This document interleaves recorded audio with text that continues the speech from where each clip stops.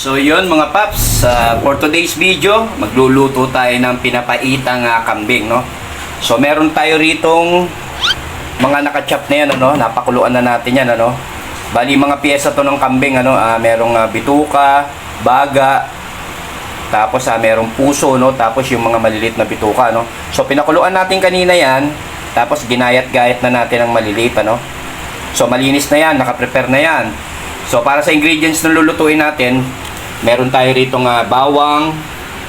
So meron tayong kamatis, no? Naglalagay kasi ko sa papaitan gawa nung dagdag asin din yan, no? Tapos attractive yung sabaw natin, medyo mapula.